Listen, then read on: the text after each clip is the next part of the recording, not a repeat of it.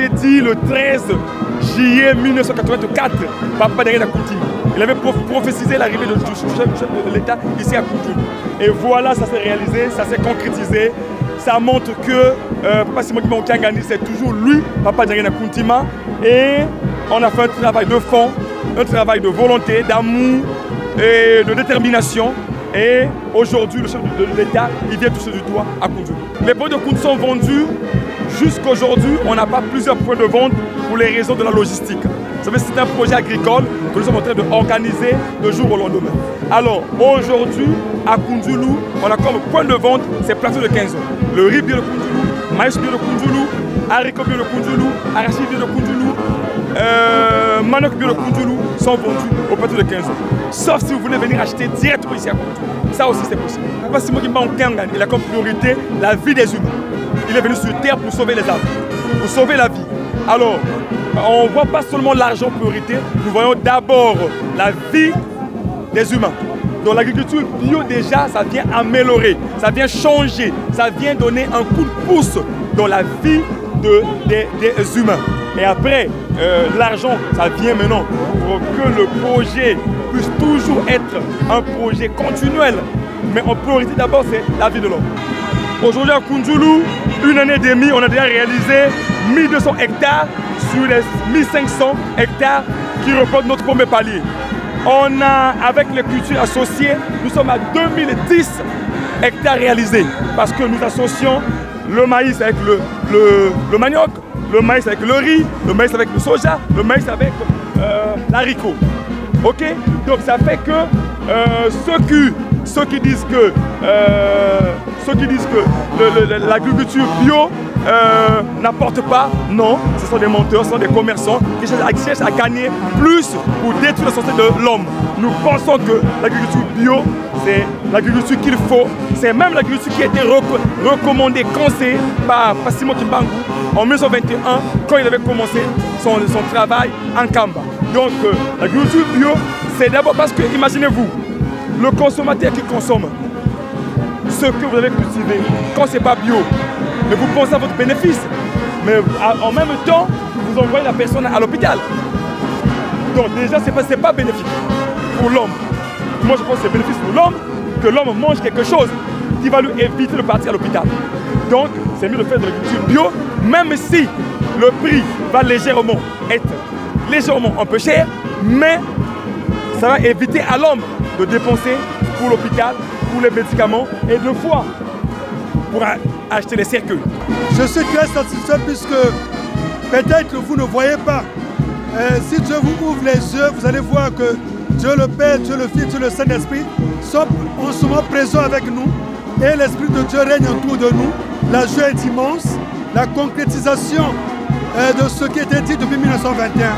Alors je dirais que le temps n'est plus au doute puisque on voit bien les signes, on voit bien les actions, on voit bien l'accomplissement des prophéties de Papa Simon Kimbangou. Alors donc je ne peux que leur dire de ne plus les rêver, puisqu'il y a une chanson qui dit les Camerounais ne comprennent mais après une année et demie, aujourd'hui on a quasiment 1500 hectares déjà exploités, dont 750 en cours de récolte et 450 en cours de semis. Alors ça montre bien que nous devons continuer à travailler. Et comme on dit, ceux qui ne vont pas suivre, il y a ce dont on appelle les bilombés, les Ntsasila de Papa Simon Kimbangou. Alors donc ceux-là, ils vont continuer à travailler et tout ce que Dieu avait dit, ça va s'accomplir. Puisque Dieu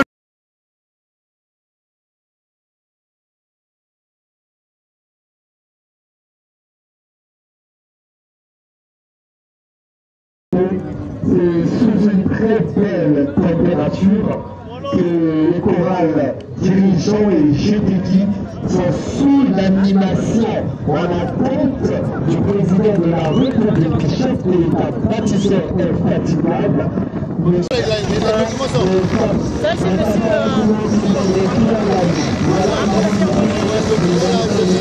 Monsieur Boris, excusez.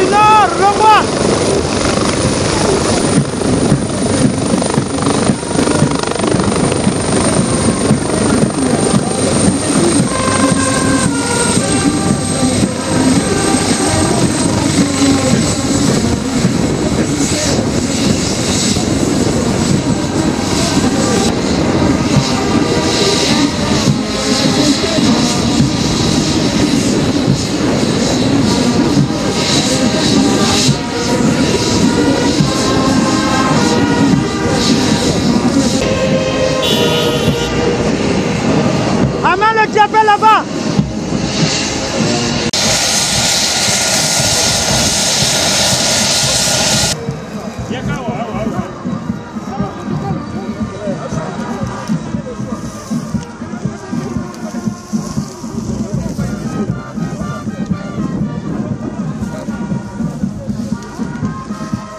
Faites attention. Gardons la distance, n'avancez pas. On te parle. On recule. Hein, monsieur. On te parle. Laissez la les gens. On t'empêche pas de garder la limite. Nous sommes la présence de ce qu'on fait. Ok, bon. Maintenant, c'est instruction sur le point. Il y a le vent. S'il vous plaît.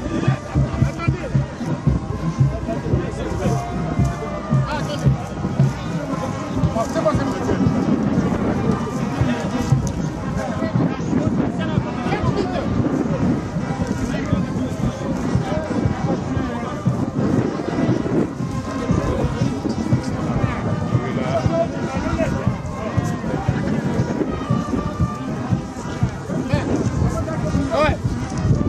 C'est bon.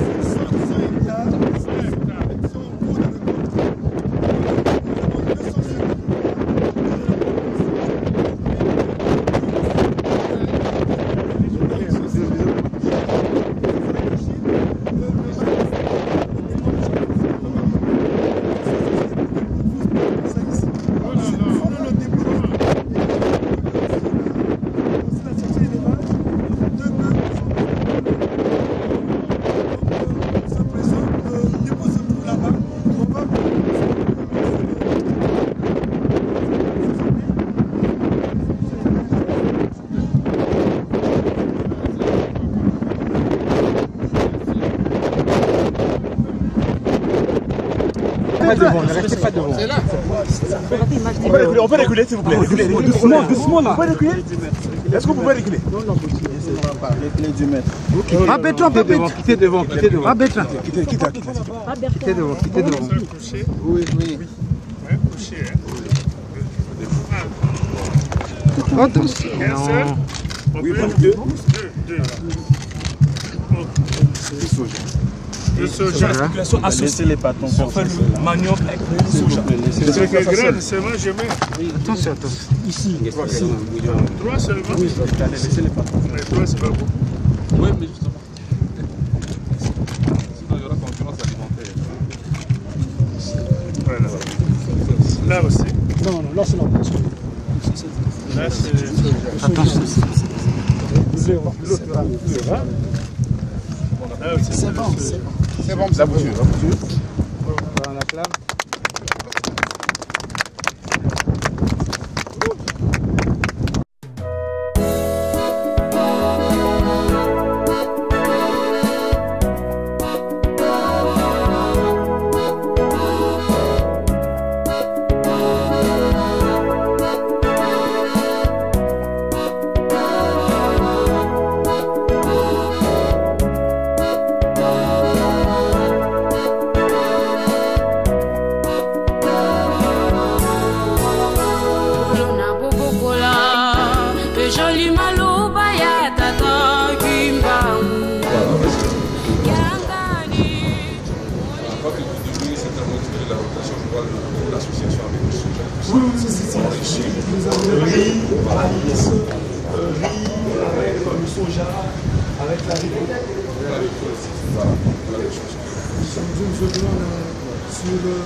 Puisque l'objectif universel autour de riz, c'est 100 hectares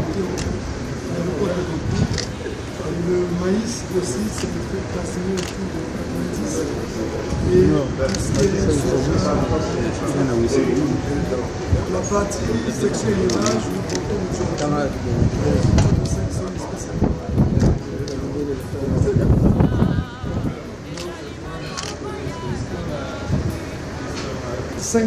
2 camions bennes, nous avons 4 tracteurs et une niveleuse qui maïs du monde entier. Donc, suivi votre moteur du dojo, vous avez reçu cette activité au palais. Et cette moteur a été suivie. Oui, du monde entier. Oui, comment nous avons des collectes qui sont organisées au niveau mondial et la niveleuse a été achetée par le groupe théâtral Timoni du monde entier. Juste pour suivre ce modèle. Parce que nous devons vous le dire, et nous l'avons dit le plus à vous, Son Excellence, je suis votre fils, je peux vous dire, en tant que représentant des Kimanis au Congo, tous les Kimanis vous soutiennent et nous voulons que vous continuez à rester, puisque vous incarnez la vision doctrinale, originale, et je peux dire qu'il montre la vision divine de Papa Simon Tonara. Et Dieu me sert de cela. Évidemment, ce soutien est indéfectible, puisque vous avez, à l'époque, le temps de Papa Simon Tonara, vous avez toujours soutenu les Kimanis. Et les Kimanis sont logés de monde. Et nous voulons que vous restiez, que Dieu vous donne une langue, comme nous sommes. Il y a une longue vie pour vous et une longue vie à continuer à assurer les destinées du Congo.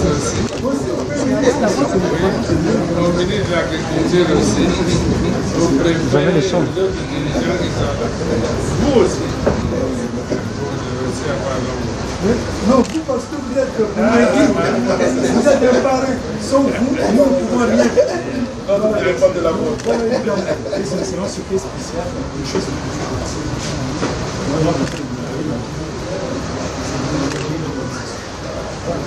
ça, toujours. C'est beaucoup. Ce mot d'ordre, nous le suivons, et la marraine, pendant qui est pour nous Kimanis, et vous aussi, nous sommes tous Kimanis. Voilà.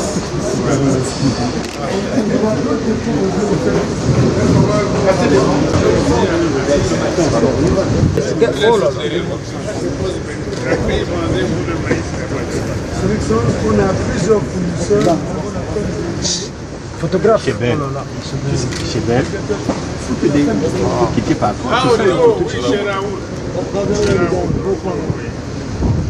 Nous avons aussi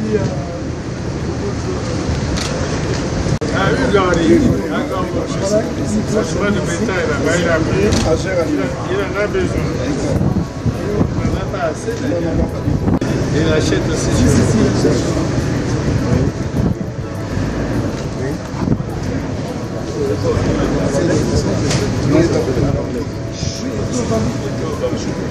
Oui. Le président d'abord. Et c'est qui?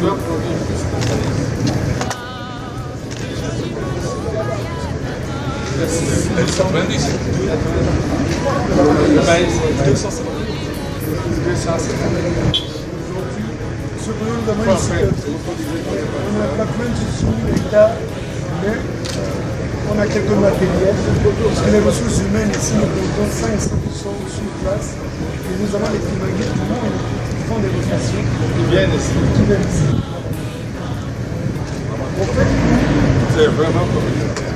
Parce que ça roulait des prophéties et ce qui fait le lien, et que nous disons les primaires, c'est que ces prophéties se réalisent au même moment que le président a la même vision de la terre.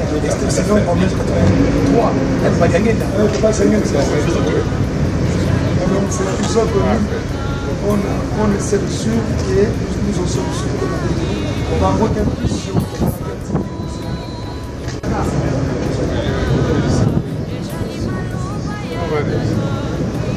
Photo.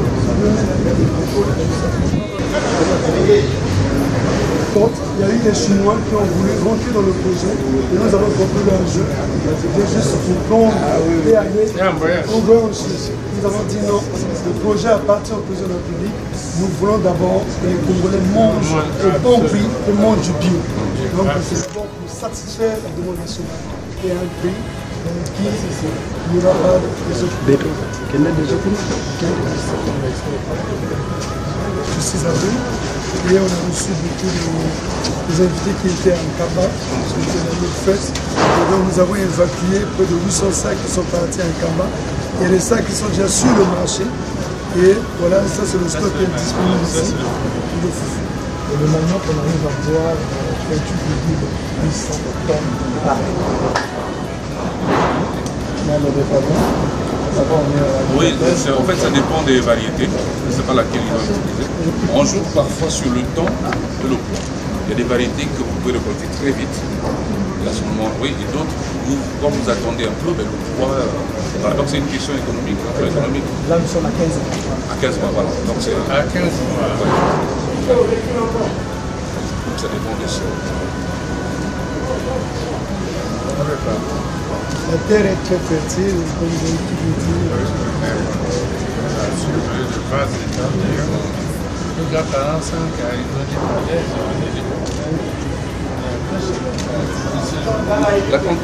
là où on a atterri la excellence, ce type d'herbe-là que vous voyez, on n'a pas besoin d'analyse pour savoir si c'est bon ou pas. Rien que ça, c'est révélateur. Donc quand j'ai vu ça, je dis oui, c'est normal qu'il y ait des résultats de ce type d'herbe. Donc même pas besoin de fertiliser encore. On laboure, quand on attend la bonne période, ça se décompose.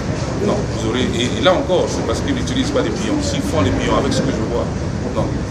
Même les picoleurs, parce qu'on a un métier ici, on appelle les picoleurs.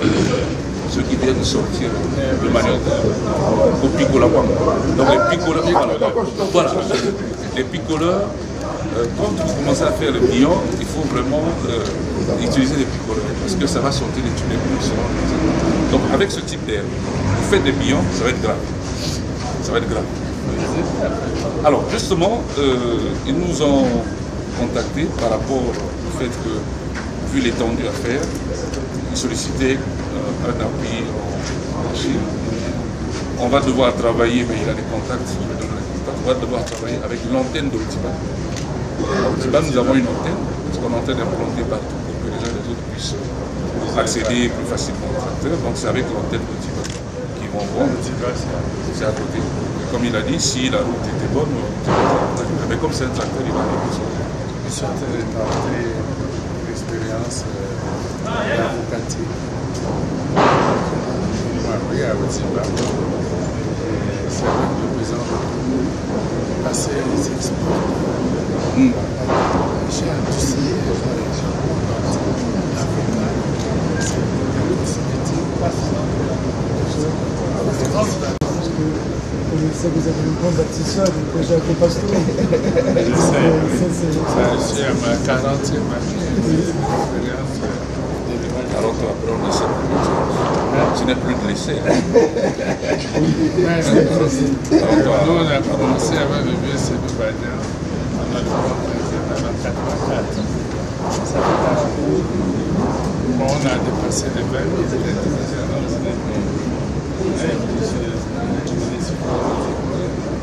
Mais justement, il faut que je propose justement ce projet de décret sur l'ordre de mérite agricole. Le mérite agricole, il faut proposer ça, mais c'est urgent. C'est notre excellence. Monsieur le Premier ministre, nous étions jeunes, on passait du côté de Piat de Tanagaï, on voyait sur le mur. Et encore, je me rappelle, dans ce monde où rien n'est donné. Où le succès est au bout de l'effort et de l'effort persévérant. Voilà. Un peuple qui ne consomme pas son produit n'est pas consommé. C'était un mot de son anniversaire. Ce qui est bien, c'est le président resté dans la voiture. Il est resté dans la voiture. L'espérance, la nouvelle espérance, à plus long son, et nous pensons que le président va aller encore plus loin. Justement, avec cette production de matières premières, on pourra envisager plus sereinement l'agro-industrie. Ça s'est passé, monsieur le président, avec le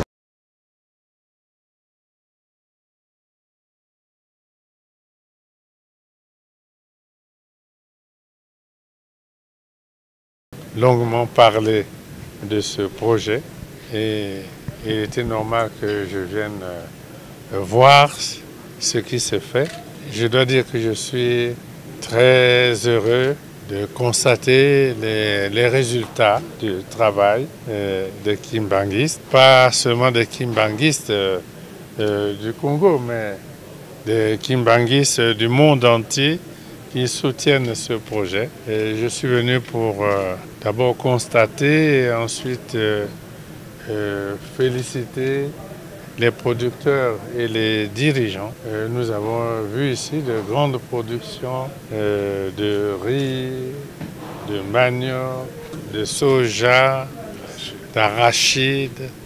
Je crois avoir parlé de manioc, de maïs.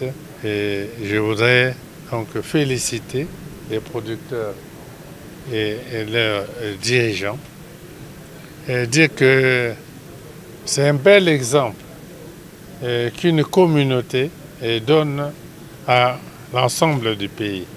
Communauté religieuse, ça peut aussi être n'importe quelle autre communauté. Les gens qui avec beaucoup de volonté se mettent ensemble pour produire. Et les résultats sont là. Et merci d'avoir ainsi répondu à l'appel du président, qui a, depuis les années 80 du siècle passé, déjà dit qu'un peuple qui ne produit pas ce qu'il mange n'est pas un peuple libre. Et nous devons être un peuple libre. Et donc produire ce que nous consommons.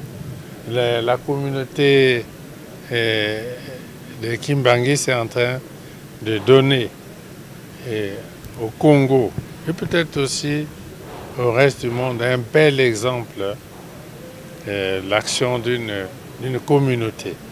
Et parce qu'il y a aussi la vision. Je dois vous encourager. Bon, Kunzulu peut attendre du gouvernement la solution aux problèmes prioritaires qui ont été posés.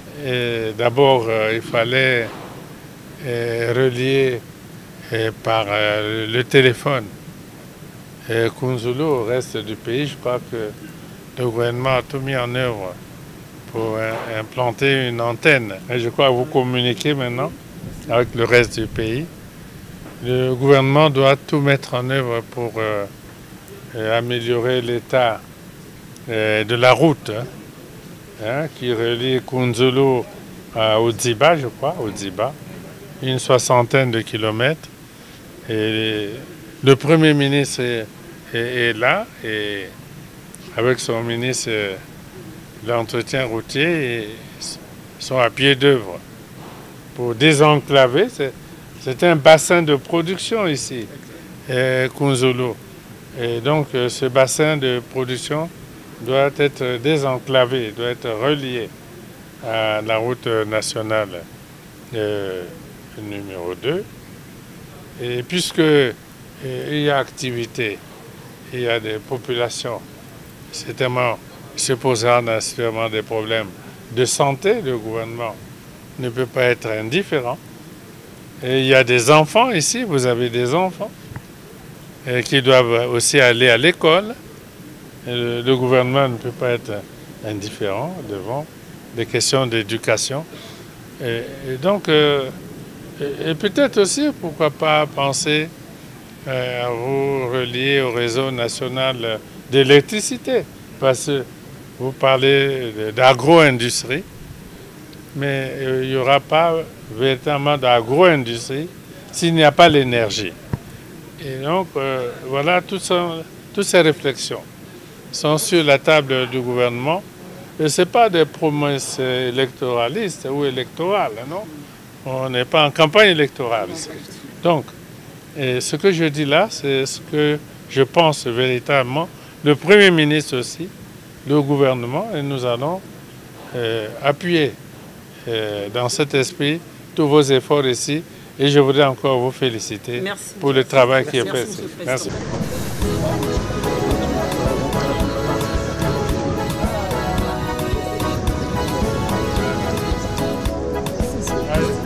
Félicitations.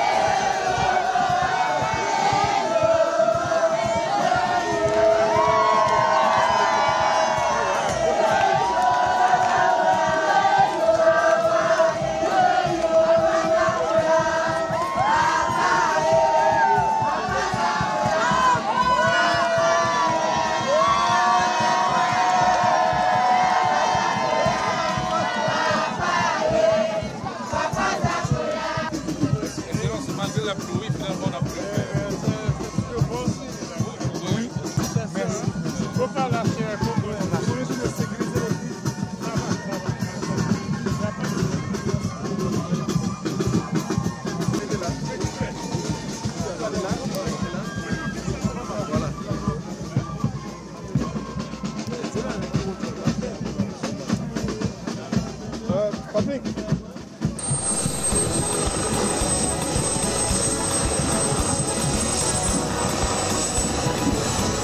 Il y a un